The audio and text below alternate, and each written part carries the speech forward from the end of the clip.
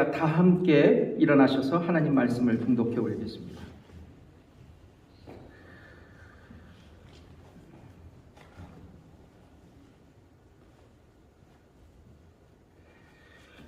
하나님의 말씀은 갈라디아서 3장 21절에서 29절에 있는 말씀입니다.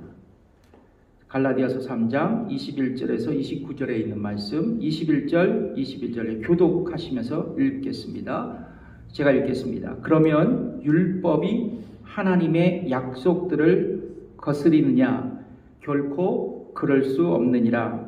만일 등이 살게 하는 율법을 주셨다면 의가 반드시 율법으로 말미암아 쓰리라.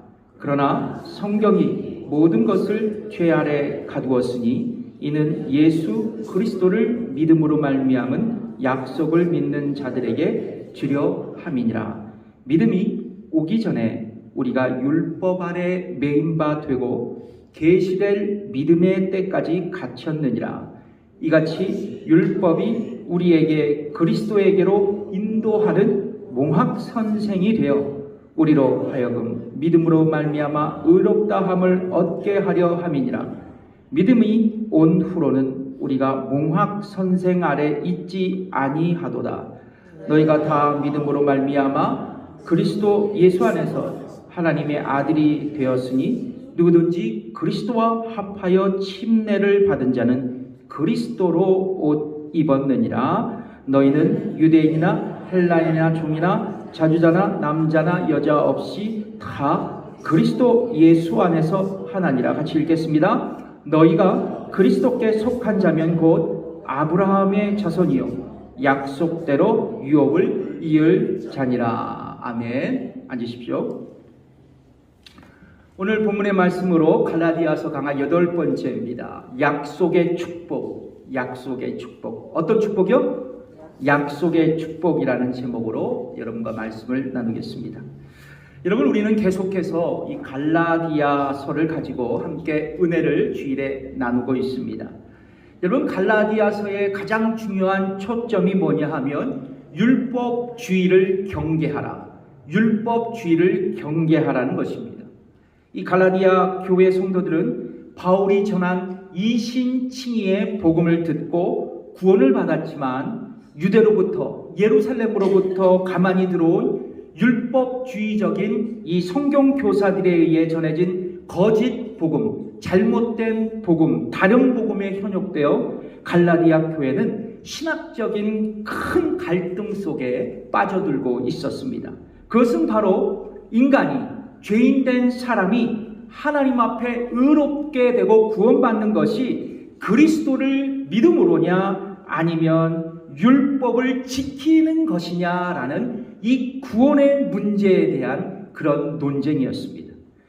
그러니까 완전한 구원을 성취하기 위해서, 완전한 구원을 받기 위해서는 예수님을 믿어야 하지만 할례도 받아야 한다는 주장하는 그들의 잘못된 복음에 이 갈라디아 교회 성도들은 그들의 신앙이 막 흔들리고 있었다는 것입니다.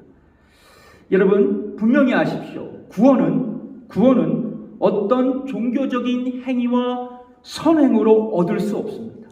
여러분 동의하십니까? 구원은 어떤 종교적인 행위와 인간의 착한 행동으로 얻을 수 없다는 거예요. 오직 예수 그리스도를 믿고 의롭다함을 얻게 될 때 우리는 구원을 얻을 수 있습니다. 여기에 추가로 요구되는 종교적인 열심의 행위는 없는 것입니다. 제가 우리 교회도 마찬가지지만 한국에서 사역할 때 신방을 가면 종종 교인들에게 이런 질문을 합니다. 우리 권사님 어떻게 구원 받으셨습니까? 어떻게 하면 천국에 가실 수 있나요? 오늘 밤 이 세상을 떠나신다면 천국에 가실 확신을 갖고 계시는가요? 이렇게 물어보면 천국에 가는 이유에 대해서 물어보면 하나님 잘 믿으면 되지요. 예배 잘 드리면 되지요. 말씀 잘 순종하면 되지요. 교회 봉사 잘하면 되지요. 말하는 분들이 있고 착하게 살면 되지요라고 거기다 덧붙이는 분들도 있습니다. 또 어떤 분들은 너무 많이 나가요. 죄를 많이 져서 저는 천국에 갈 수 없을 것 같아요. 그런 얘기를 합니다.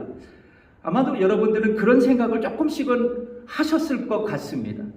자, 그런데요, 여러분, 내가 오랫동안 교회를 나오고 빠짐없이 주일 예배 드리고 헌금 생활 열심히 하고 교회에서 봉사 열심히 해도 여러분, 중요한 것은 이거예요. 예수가 빠지면 나에게 구원이 없다는 겁니다. 아멘. 종교 생활을 열심히 해도요, 그 속에 예수가 없다면 우리에게는 구원이 상관이 없어요. 여러분, 그래서 구원에 있어서 인간의 공로는 아무런 효력이 없다는 거예요. 인간의 열심과 공로로 구원받을 수 없다는 얘기입니다. 그러나 내게 특별한 공로와 선행이 없지만, 특별한 종교적 열심도 없지만, 그러나 내가 성령님께서 나의 마음을 활짝 열으셔서 내가 예수님을 믿고 그분을 영접하고 구원을 받을 수 있었다는 것이에요. 이것을 다른 말로 표현하자면 뭐냐면 구원은 하나님의 은혜다. 구원은 하나님의 선물이다. 성경은 말씀하고 있죠. 그래서 대표적인 성경 구절이 있습니다. 이거를 또박또박 우리가 읽어야 돼요. 에베소서 2장 8절 또박또박 한번 읽어보세요. 시작. 너희가 그 은혜를 인하여 믿음으로 말미암아 구원을 얻었나니 이것이 너희에게서 난 것이 아니요 뭐다? 하나님의 선물이다. 하나님의 거저 주신 은혜다. 성경은 말씀하고 있습니다.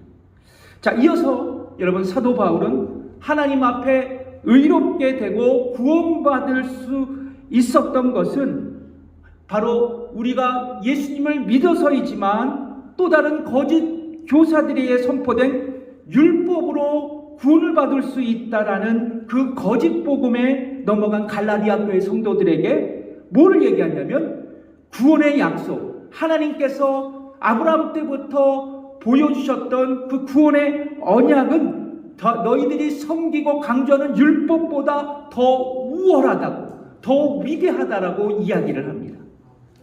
자, 이것이 바로 지난번 설교의 요점이에요. 여러분, 율법과 약속은 어떤 상관관계가 있을까? 말씀드렸죠? 뭐냐면 율법은 약속을 헛되게 할 수 없다는 거예요.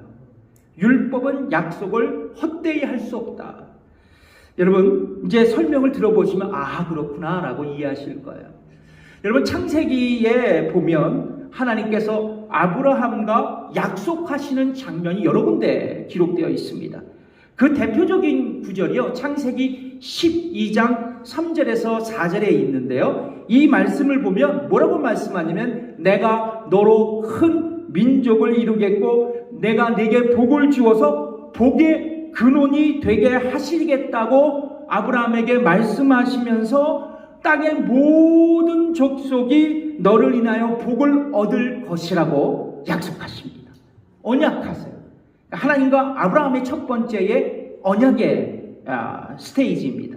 자, 그런데 창세기 15장으로 넘어가면 3절과 7절의 내용인데요, 하나님은 이제 무자한 아브라함에게 언약을 하십니다. 어떤 약속을 하실까요?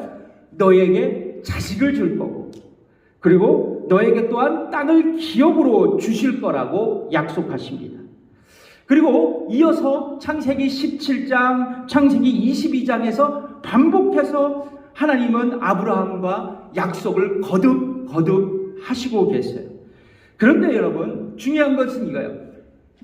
하나님께서 아브라함뿐만 아니라 아브라함의 자손과도 그 언약을 맺으셨다는 거예요. 아브라함 때에만 끝나는 게 아니라 아브라함의 자손 때까지 그 약속이 줄곧 이어질 수 있도록 말씀해 주신 겁니다. 언약 체결을 하신 거예요. 그 창세기 17장 7절에 있는 말씀입니다. 같이 읽어보겠습니다. 시작. 내가 내 언약을 너와 내 대대 후손의 사이에 세워서 영원한 언약을 삼고 너와 내 후손의 하나님이 되리라. 그러니까 아브라함이 한정된 것이 아니라 아브라함의 모든 후손까지 이 약속은 적용된다. 이 말씀을 하시는 겁니다.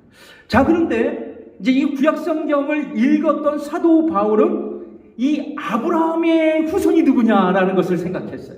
아브라함의 후손, 그 아브라함의 후손, 하나님의 축복이 약속된 자가 바로 누구냐? 아브라함뿐만 아니라 자손까지 축복하신다 그랬는데 그 축복의 장본인이 누구냐? 바로 예수 그리스도라고 선언합니다. 예수 그리스도라고. 그래서 갈라디아서 3장 16절에 말씀하고 있죠. 읽어보겠습니다. 시작. 이 약속들은 아브라함과 그 자손에게 말씀하신 것인데 여럿을 가리켜 그 자손들이라 하지 아니하시고 오직 하나를 가리켜 내 자손이라 하셨으니 곧 그리스도라. 아멘. 자, 그렇습니다. 땅의 모든 족속이 너를 인하여 복을 얻을 것이라고 말씀하신 이 하나님의 약속은 아브라함의 자손인 예수 그리스도를 통해 실현되었던 것이에요. 어떻게 말입니까? 십자가의 속죄의 죽음을 통해 우리가 죄사함을 받고 구원함을 얻게 된 것으로 성취되었어요. 그래서 여러분, 하나님께서 아브라함에게 약속하신 것은 궁극적으로 일반적인 축복이 아니에요. 메시아의 약속이었습니다. 메시아의 약속, 구원의 약속이셨던 거예요. 자, 근데 이 지점에서 우리가 주목해야 할 것이 있습니다. 이 구원의 약속, 하나님께서 아브라함에게 해주셨던 이 메시아의 약속은 율법보다 훨씬 먼저 우리에게 주어졌다는 거예요. 이 바울의 이야기입니다. 바울은 이렇게 말하고 있어요. 갈라디아서 3장 17절에 있는 말씀입니다. 읽어볼게요. 시작. 내가 이것을 말하노니 하나님이 미리 정하신 언약을 430년 후에 생긴 율법이 없이 하지 못하여 그 약속을 헛되게 하지 못하리라. 하나님은 아브라함에게 약속하신 후 그의 아들 이삭에게, 그의 손자 야곱에게 동일한 약속을 하십니다. 그래 특별히 하나님은 아브라함과의 약속을 부엘세바라는 곳에서 그의 손자인 야곱에게 다시 확인시켜 주세요. 동일한 말씀을 하십니다. 그 말씀이 창세기 46장 3절에서 4절까지 있는 말씀이에요. 읽어보겠습니다. 시작. 하나님이 가라사대 나는 하나님이라 내 아비의 하나님이니 애굽으로 내려가기를 두려워 말라. 내가 거기서 너로 큰 민족을 이루게 하리라. 내가 너와 함께 애굽으로 내려가겠고 정녕 너를 인도하여 다시 올라올 것이며 요셉이 그 손으로 내 눈을 감기리라 하셨더라. 자, 그래서 야곱 때부터 계산한다면 정확히 430년 후에 이스라엘 백성들에게 시내산에서 하나님께서 중보자 모세를 통해서 율법을 주셨어요. 그러니까 430년 후에 뭐가 생겼다? 율법 이전에는 뭐가 있었다? 하나님의 언약의 은혜가 있었다라는 것이. 그래서 사도 바울은 모세를 통해 주어진 율법보다 유대인들이 자랑스럽게 여기고 프라우드하게 여기는 이 율법보다 아브라함과 이삭과 야곱에게 말씀하신 약속이 언약이 먼저이고 하나님과 맺은 언약은 수없는 시간이 흘렀어도 사람들이 약속을 함부로 취소하지 못하듯이 하나님의 약속은 결코 파기될 수 없고 불변하다라는 말을 하고 있어요. 그래서 하나님의 약속은 결코 파기될 수 없다. 확실히 이루어진다. 사도 바울은 말하고 있는 겁니다. 갈라디아서 3장 15절에 있는 말씀이죠. 읽어보겠습니다. 시작. 형제들아 사람의 예대로 말하노니 사람의 언약이라도 정한 후에는 아무나 패거나 더하거나 하지 못하느니라. 그러니까 일반적으로 우리 약속하면 우리 섣불리 그 약속을 파기할 수 없잖아요. 파기하면 뭐예요? 신용 없는 사람으로 돼야 하잖아요. 하물며 하나님께서 약속하셨는데 그 약속을 하나님께서 어기시겠느냐라는 거예요. 사도 바울은. 자, 그런데요, 결론적으로 사도 바울은 하나님께서 약속하신 구원의 언약은 반드시 지켜질 것이고 그 어떤 율법일지라도 이스라엘 백성들이 중요하게 여기는 할례일지라도 하나님은 그 약속을 없애거나 헛되게 하지 못할 것이라고 선언하고 있는 겁니다. 그러니까 율법보다 은혜가 앞선다는 거예요. 자, 이 지점에서 율법을 구원의 조건으로 생각하는 유대인들에게 그리스도를 믿음으로 의롭게 여겨지고 구원받는다라고 가르치는 사도 바울에게 공격할 빌미가 생겼어요. 자, 예수를 믿으면 구원받는다고 하니까 그러면 여러분 이제 율법은 필요 없게 된 것이 아니냐고 지적할 수 있습니다. 여러분, 율법은 갈라디아서 3장 19절에서 하나님께서 중보자인 모세를 통해서 이스라엘 백성들에게 주신 하나님의 법이에요. 자, 그래서 이 율법은 우리가 무시할 수 없습니다. 그러니까 율법을 지켜서 구원 얻을 수 없지만 그럼에도 불구하고 우리에게 율법이 중요하다는 거예요. 야, 여러분, 그래서 저는 이렇게 생각해요. 하나님의 구원의 약속과 율법은 상호 보완적이어야 된다고 믿습니다. 상호 보완적이어야 된다.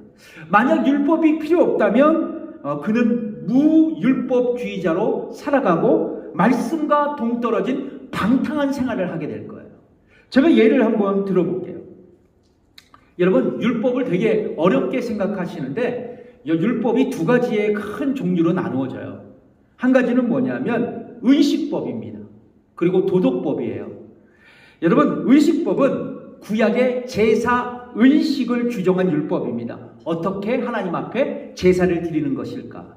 그것을 이제 규정한 법이에요.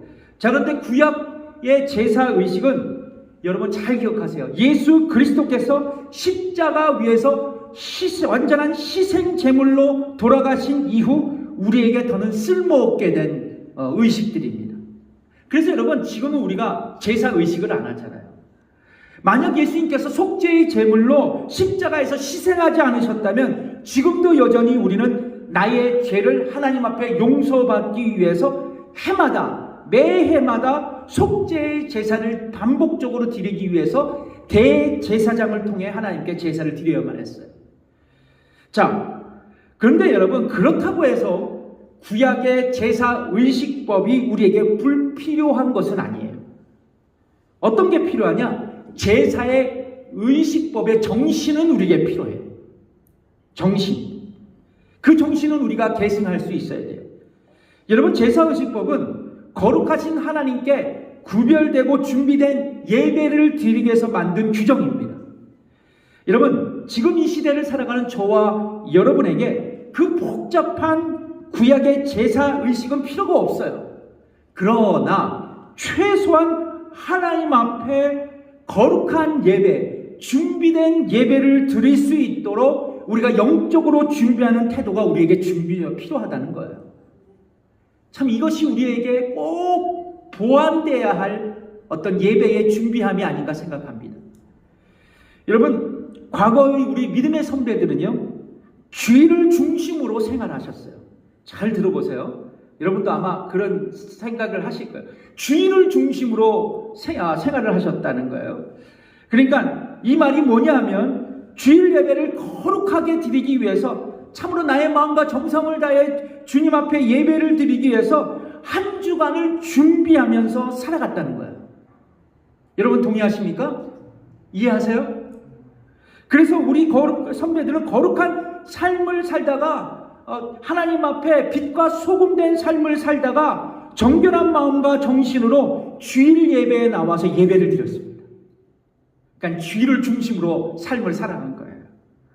근데 그것도 모자라서 주일 예배에 나와서 나의 허물과 죄를 자복하고 통회하는 기도를 드리면서 내가 죄인임에도 불구하고 하나님의 은혜와 긍휼을 나에게 허락하시니 감사하다고 감격적으로 그 주일의 예배를 드렸어요. 여러분, 이런 예배의 자세, 이런 예배의 태도, 이런 예배의 영적인 준비함, 얼마나 귀하고 아름다운 것일까요? 여러분, 아무런 생각 없이 주일에 예배당에 나와서 예배를 드리는 것보다 훨씬 낫지 않습니까? 그런 이런 영적인 준비함이 있는 주일 예배, 우리에게 하나님께서는 큰 축복으로 보답해 주실 줄 믿습니다. 여러분, 저희의 신앙의 성공이라는 말도 좀 어폐가 있는데요.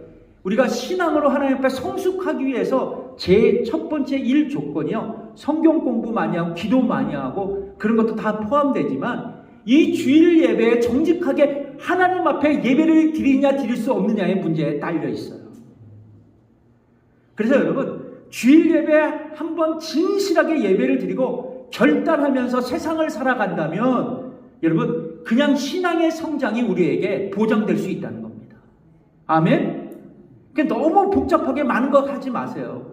주일 예배만 하나님 앞에 온전히 성실히 마음을 다해 정성을 다해 드리시면, 그리고 여러분들이 결단하시고 나와서 성령의 인도하심으로 말씀에 따라 살아가시면 그게 신앙 성숙이고 성장이에요. 자, 또한 율법에는요, 도덕법이 있습니다. 제사 의식법이 있는 반면 도덕법이에요. 대표적으로 십계명이 여기에 속하죠. 여러분, 십계명은 우리가 엄격히 지켜야 할 하나님의 말씀입니다. 제가 수요일마다 십계명 강해를 하는데, 왜냐하면 하나님의 백성으로 살아가야 할 거룩한 의무가 이 십계명에 다 있기 때문에 그렇습니다.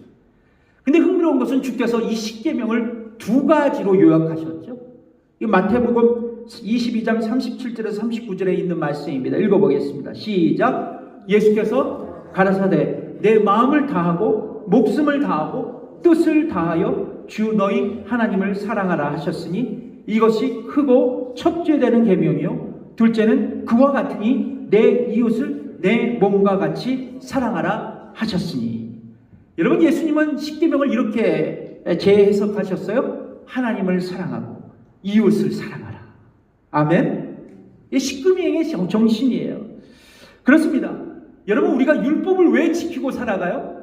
왜 우리가 십계명을 붙들고 살아가야 합니까? 여러분, 하나님을 사랑하고 이웃을 사랑하기에 우리가 하나님의 말씀을 듣고 율법을 지키고 십계명을 붙들고 살아가야 된다는 거예요. 역설적으로 율법은 우리로 하여금 하나님을 사랑하고 이웃을 사랑할 수 있도록 그 율법이 우리를 가이드해 줄 수 있다는 겁니다. 자, 동일하게 여러분, 오늘 본문에서 그 얘기를 하고 있어요. 율법은 우리에게 불필요한 것이 아니라 도리어 우리에게 유익을 줄 수 있다고 사도 바울이 얘기합니다.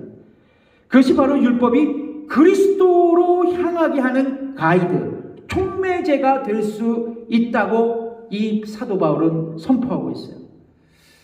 여러분, 율법의 대표적인 기능이 있죠. 여러분, 성경 공부하셨으면 다 아실 거예요. 율법의 대표적인 기능은 뭐냐면 인간이 죄인임을 알게 해주는 거예요. 인간의 죄성을 고발하는 겁니다. 그래서 로마서 3장 30절에 이 말씀이 유명한 말씀이죠. 읽어보겠습니다. 시작. 그러므로 율법의 행위로 그 앞에 의롭다 하심을 얻을 육체가 없나니 율법으로는 죄를 깨달음이니라. 율법으로 뭐를 깨달은다고요? 죄다. 그러니까 율법은 내가 죄인이라는 것을 깨닫게 해주는 거예요.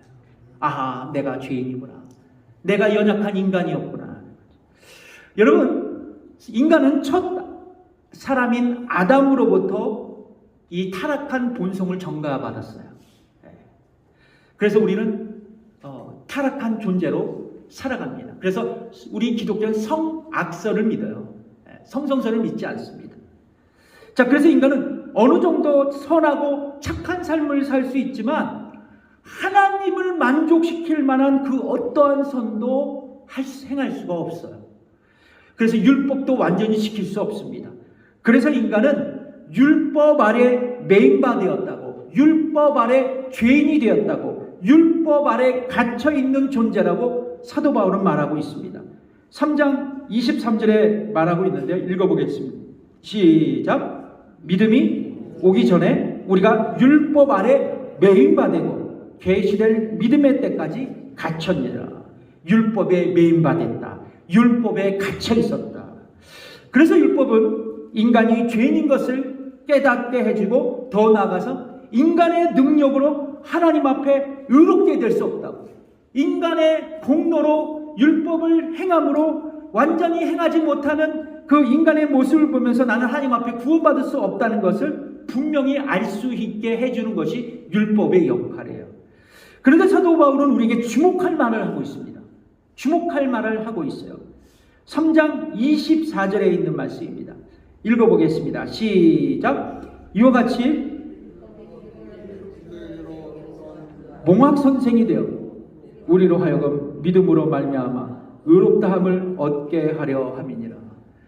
저는 이게 신학교 들어가기 전에 이 몽학 선생을 얘기해서 이거 무협지에 나오는 자객이 아닌가 하면서 이렇게 생각을 했어요. 몽학 선생이라. 여러분, 율법이 우리가 죄인인 것을 깨닫게 해주는 기능이 있지만 더 나아가서 그리스도께 인도하는 몽학 선생의 역할을 한다고 성경은 말씀하고 있습니다. 몽학 선생. 여러분, 몽학 선생은 영어로 번역하면 튜터예요. 가정교사입니다. 가정교사. 헬라어로 파이다고고스 그러면 이 가정교사를 얘기하고 있었어요. 그러니까 바울이 살았던 시대는 로마의 제국의 시대입니다. 그러니까 로마 귀족들은요, 집에 노예가 많잖아요. 그 중에서 똑똑한 사람들을 선택해서 자신의 자녀들, 양자든지 친자자든지 자신의 자녀들을 가르치는 튜터로 삼았습니다. 그런데 이 가정교사는요, 주인의 아이들을 양육할 때 체벌할 권한도 갖고 있었어요. 대단하죠. 어떻게 주인의 아들을 때릴 수가 있어요. 그렇게 가르칠 권한을 갖고 있었습니다. 자, 그러다가 그 아이가 이제 사리분별을 하고 또 성년이 되면 이제 가정교사의 임무를 마쳤습니다. 그리고 성년인 이 자녀는 아버지의 유업을 이어받고 살아가요. 그렇습니다. 이 몽학 선생은 아이가 성년이 되기까지 일시적으로 교육을 담당했던 튜터 가정교사였습니다. 바로 율법은 이 몽학 선생과 같은 기능을 한다고 사도 바울은 얘기하고 있어요. 그러니까 하나님의 자녀가 되기 전 율법을 통해서 자신의 죄를 깨닫고 더 나아가서 자신의 능력으로는 결코 율법을 완전히 지킬 수 없기 때문에 하나님 앞에 의롭게 될 수 없다는 것을, 구원받을 수 없다는 것을 그 율법 몽학 선생을 통해서 각성하게 되는 겁니다. 그리고 하나님 앞에 의롭게 여겨지는 길은, 그래서 하나님 앞에 의롭게 여겨지고 구원받을 수 있는 길은 오직 예수 그리스도를 믿음으로 가능하다는 것을 율법을 우리에게 가르쳐주고 있는 거예요. 율법은 그래서 예수 그리스도께 믿음으로 나아가게 하는 가이드와 촉매자의 역할을 하는 것입니다. 이것이 율법의 기능과 역할이에요. 그런데 여러분 가정교사의 역할하는 율법은 우리가 예수 그리스도를 믿음으로 의롭게 되고 구원받은 이후 우리에게 더 이상 감독 노릇을 할 수가 없어요. 우리에게 더 이상 지시할 수 없습니다. 하나님의 자녀된 우리 안에 또 다른 법이 주어졌기 때문에 그래요.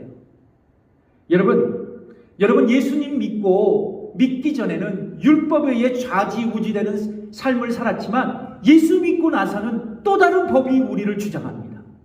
그것이 바로 성령의 법이에요. 여러분, 예수 믿는 사람마다 성령님께서 내주하심을 믿습니까? 여러분 안에 다 성령님이 내주하시는 거예요. 여러분, 그 안에 내주하시는 성령님께서 여러분들을 주장하고 계십니다. 여러분들의 삶을 인도하세요. 여러분의 생각과 말도 통제하십니다. 여러분의 신앙생활과 함께 하세요. 그리고 말씀합니다. 성경을 통해서 말씀하시고 삶을 통해서도 말씀하시고 우리의 꿈과 환상을 통해서도 성령님께서 말씀하세요. 그렇습니다. 우리는 구원받은 이후 율법의 저주 아래서 해방돼서 그리스도 안에서 자유함을 얻게 되고 이제 성령의 인도하심을 받게 되었다는 거예요. 성령의 법 아래 놓여져 있다는 것입니다. 그렇다면 율법이 우리에게 몽학 선생이 되어서 죄를 깨닫게 해주고 그리스도를 믿게 하는 촉매제의 축복이 되게 했다면 이제 우리는 언약, 약속으로 돌아가는 거예요. 그렇다면 아브라함을 통해서 주시고 예수 그리스도에게 성취된 이 하나님의 구원의 약속은 우리에게 어떤 축복을 가져다 줄까? 이것이 마지막의 말씀입니다. 자, 첫 번째, 하나님의 구원의 약속, 우리에게 어떤 축복을 가져다 주는 건가? 첫 번째요, 하나님의 아들이 된다는 것입니다. 하나님의 딸이 된다는 거예요. 하나님의 자녀가 된다는 것입니다.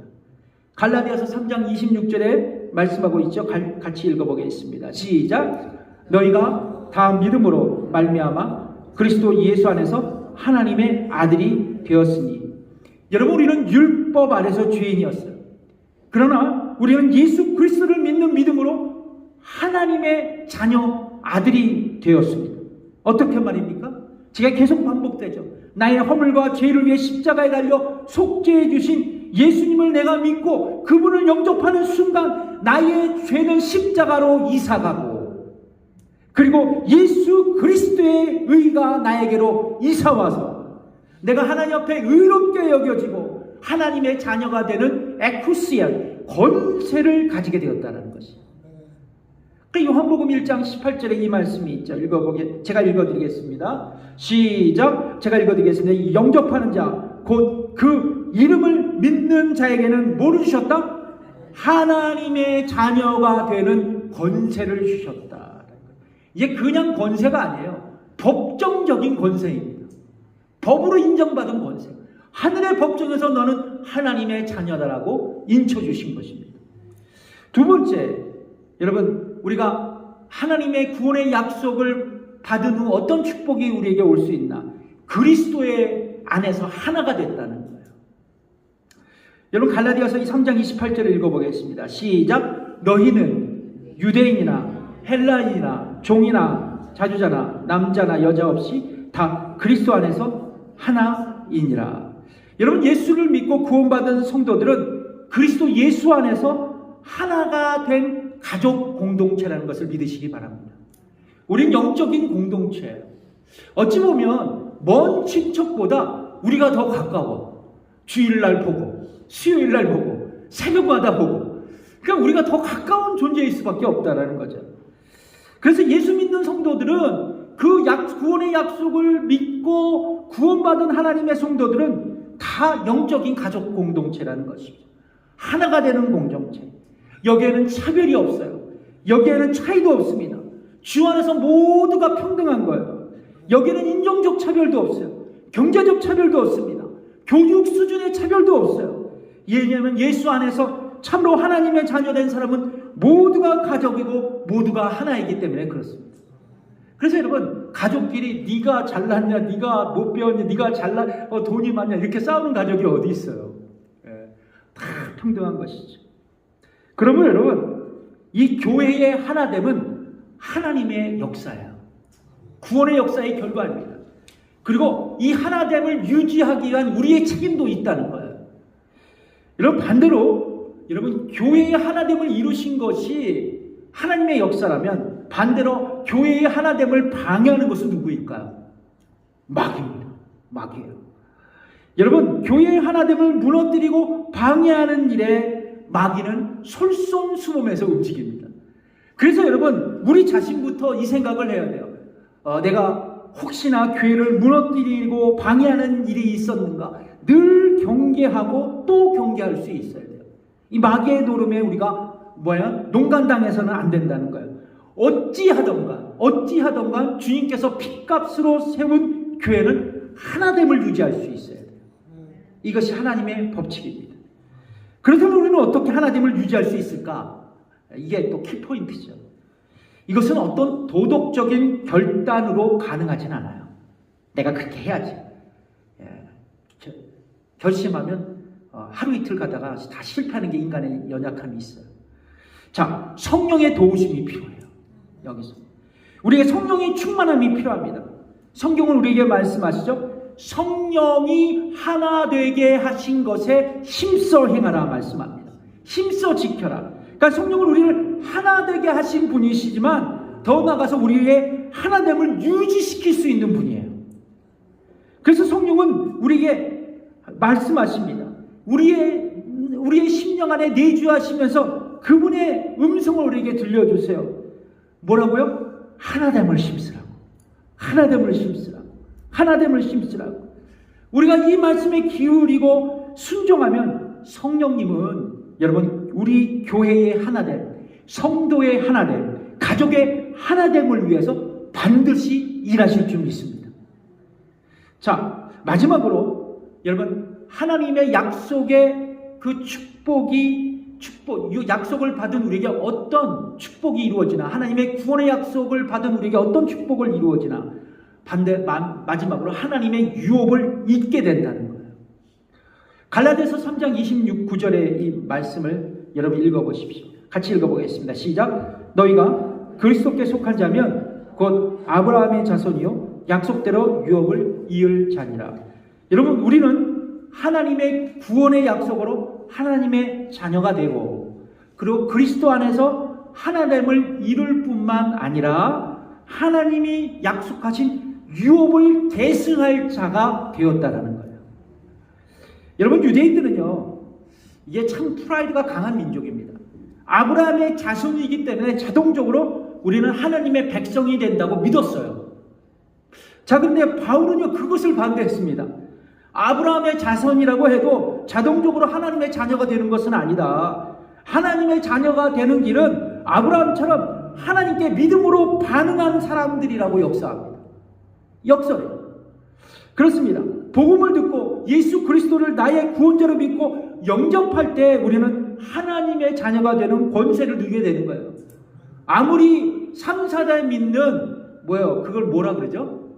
모태신앙 할아버지라 그래도 그것으로 구원받을 수 없어요. 여러분, 예수를 믿어야 구원받을 수 있습니다. 그렇습니다. 근데 중요한 것은 이거예요. 예수 그리스도를 나의 구원자라고 영접하고 믿을 때 하나님의 자녀가 되는 권세를 누리지만, 그러나 더 나아가서 중요한 것은 뭐냐면 하나님께서 약속하신 그 유업을 이을 자가 된다는 거예요.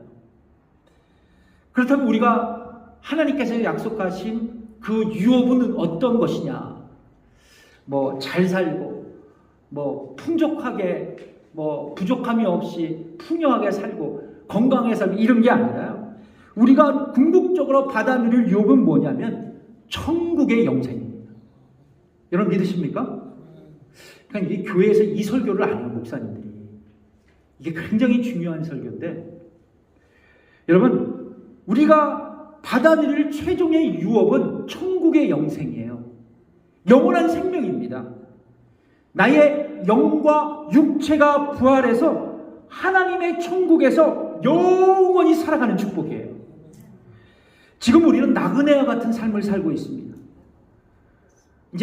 제가 이제 50이 넘었는데, 여러분들 가운데 제일 막내지만 조금씩 느껴요. 이게 인생이, 살아가는 인생이 이게 나그네와 같다. 이거 금방 이게 더 빨라지는 것 같아. 50대 되니까 아마 죄송합니다. 이거 어르신들이 계시는 것 같아요. 아마 우리 80대는 아마 순식간에 지나가실 것 같아요. 70대도 그렇고. 나그네 같은 삶이라는 거죠. 지금 힘든 세상을 버티고 있어요. 그러나 여러분, 주께서 이 땅에 다시 오실 때 잘 기억하세요. 그분이 이 땅에 다시 오실 때 예수 믿는 신자들은 생명나무가 있는 천국에서 영원한 생명을 살아간다는 거예요. 여러분, 영원히 산다는 게 감이 안 오시죠? 그게 어떤 축복인 줄 모르시죠? 이제 죽음이 다가온 그분한테는 그것이 소망이에요. 여러분, 우리 천국에서 영원한 생명으로 살아간다는 것이 얼마나 큰 축복인지 아십니까? 요즘 안타까운 것은 제가 설교에 방금 전에 말씀드렸지만 천국의 영생의 축복을 교회에서 가르치질 않아요. 단지 선하게 살고 변화돼서 이 땅을 천국으로 만들어가자는 이야기만 교회에서 합니다. 이게 진짜 크리스찬이라고. 맞아요. 선한 삶을 살아가고 선한 영향력을 끼치면서 복음으로 세상을 변화시키는 것도 중요해요. 그러나 여러분, 진짜 성경에서 강조하는 것은 뭐냐면 예수님 믿고 천국에 가서 영생의 삶을 살아가는 것이에요. 이것이 우리의 신앙의 목표가 될 수 있어야 돼요. 우리는 이 약속을 받았어요. 이 유업을 받았습니다. 내 행위가 아니에요. 내 공로가 아니라 내 종교 생활 때문이 아니라 하나님의 은혜로, 하나님의 선물로 예수 그리스도 십자가를 통해 이 변치 않는 영생의 축복을 받아 누리고 있습니다. 성도 여러분, 우리가 궁극적으로 살아가야 할 곳은 이 땅이 아닙니다. 그냥 나그네와 같이 스쳐가는 곳이에요. 잠깐 소풍 왔다가 저녁 때 가야 할 곳입니다. 여러분, 내가 바로 돌아가야 할 곳은 바로 천국이고, 우리가 누릴 하나님의 유업은 영원한 생명이에요. 그래서 우리가 예수님께서 말씀하십니다. 내가 온 목적은 뭐냐면 너에게 풍성한 영생을 주시기 위해서다. 풍성한 삶을 주시기 위해서다. 그 풍성한 삶은 천국에서의 영원한 생명입니다. 여러분, 힘들고 어려우신가요? 이 세상 도저히 버티기 힘드시다고 생각하시나요? 그렇다면 여러분에게 주어진 약속, 천국의 영원한 생명의 약속을 기억하시길 바랍니다.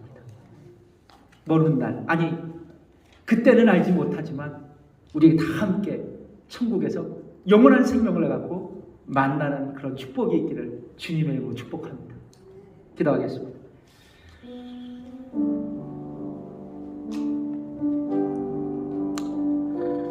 주님, 그렇습니다.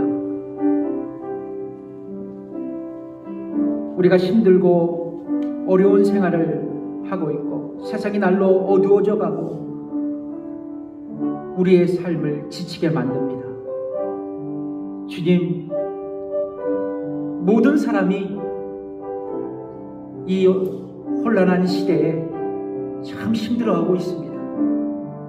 우리 성도들도 어찌 보면 이 시대에 아픔과 슬픔을 갖고 있습니다. 주님, 오늘 이 말씀을 통해 다시 한번 일어나게 해주십시오.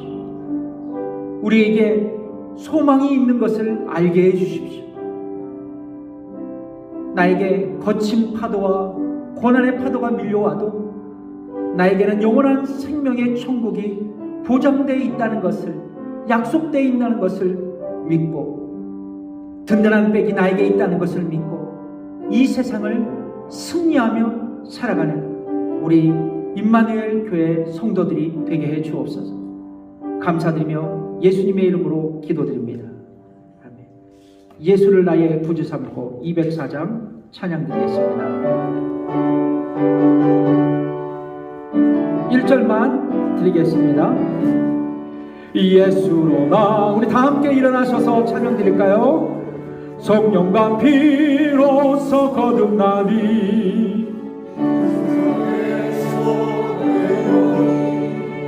하늘의 영광 누리도다.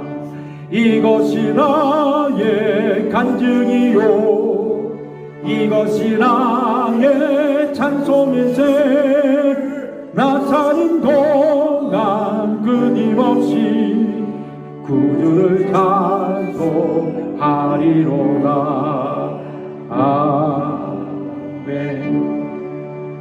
이제는 우리 주 예수 그리스도의 은혜와 하나님의 무한하신 사랑과 성령님의 감화 교통 역사하심이 오늘 말씀 듣고 돌아가는 성도들과 저들의 가정과 일터 위에 지금부터 영까지 함께 하시기를 간절히 축원하옵나이다. 아멘.